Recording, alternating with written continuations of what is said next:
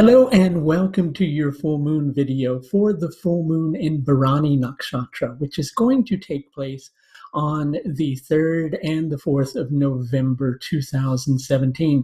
And you may be wondering why I'm listing two dates in respect to this particular full moon. Well, that's because those of you who are in the States, you will be encountering this particular full moon on the 3rd of November. The full moon will be at its exactitude at about 5:23 a.m. UK time. If you'd like to know when that is in your particular time zone, you can, of course, go online and look up that in reference to the time in London, so to speak. So let's talk about the concept of perfect solutions, right? And notice I said the concept of perfect solutions, because we'd all like to have a perfect answer, a perfect solution, something that works absolutely, positively right, wouldn't we?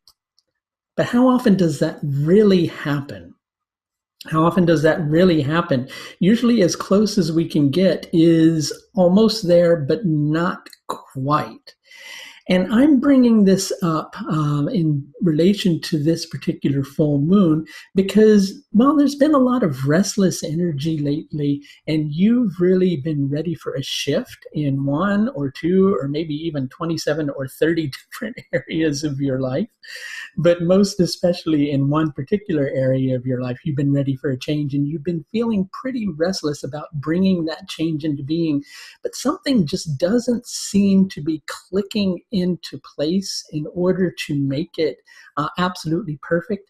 And that's making things a little bit frustrating. And then it begins to feel like you're struggling and in order to find an answer, and you're pushing up against resistance, but it just begins to feel like things aren't really going anywhere. And then one minute part of you probably feels a little bit disheartened, and or you're likely wondering if things are actually going to be able to change and move in a better direction for you. Well, if you're willing to relinquish the need for perfection and accept that perfection is quite often a concept that's just in your own mind in terms of what would be the perfect solution, then chances are you can make a lot of progress in association with this particular full moon. Now, the full moon will be involved in several different aspects. One particular aspect will be to Mars in Hasta Nakshatra, which is, of course, the moon's nakshatra. And with this particular energy, there's a sense of struggle. There's a sense of trying to make something come into being, and the desire is building up within you in order to make it come into being. But as we've said, it hasn't really been shifting in the appropriate direction. And that's because it just hasn't been the right moment. But then when this particular full moon comes along, there is a solution. But one part of you, because of the moon's connection to Mercury, which is in Ashadha Nakshatra, is going to make you question your judgment and question as to whether or not this is actually the best answer or the best solution for you. Mixed in with this, you may be questioning your devotions to a particular idea or ideal solution to the particular situation that you're trying to shift. In addition to that, Jupiter, which is in Swati Nakshatra, is also connecting with the moon. And this Swati energy, along with Jupiter in the sun, is creating a lot of restless energy. You're ready for things to move on, but one part of you maybe feels like you're not really deserving of the change, and that's something that you need to examine, especially in alignment with what's beginning to surface for you. It's actually a positive solution that once you actually commit to making the change, you're actually going to be glad that you did. But in the build-up to this particular full moon, it's quite likely, as I've been saying, that you're going to question it. You're going to question, is this the right decision? But the thing is, okay, so let's answer the all-important questions. If you make the decision to create this particular shift, is something going to, backfire? Is something going to come back to you that you're going to regret happen? Well, most likely, yeah. But, again, I'm not trying to sound like, somebody who's fatalistic, but with every decision that you make, isn't there always one particular angle of it that you have to deal with afterwards, right? Because basically, our life is one long evolution if we're paying attention and if we're willing to grow. If we're not willing to grow and we're not paying attention, well, we still grow, but we're just not really aware that we are growing, right? So which would you rather be? Would you rather be someone who is aware of the fact that you're growing, or somebody who's just growing but not really aware of the fact that you're growing, right? So basically, when we have a particular ego attachment to things working out in one particular way, we're obviously going to feel let down because things don't always work that way. Sure, we get those rare experiences where we just have those perfect moments and everything just seems to fall into place, right? But then quite often after that, like, maybe 2 weeks later, and I'm not putting a specific time limit on it for a reason, but, sometimes a couple of weeks, a few weeks down the line, maybe even months down the line, we kind of come upon something that goes, wow, because I did this all that time ago, now I'm going through this. And on a certain level, that's just life. Okay. And I'm trying to help you with this because you do have an answer that's on offer to you. But you have to be willing to, number one, apply some self-control to the situation. That self-control you're going to need for a few different reasons. Primary upon them is in order to overcome doubt. You're also going to need that self-control in order to overcome frustration, right?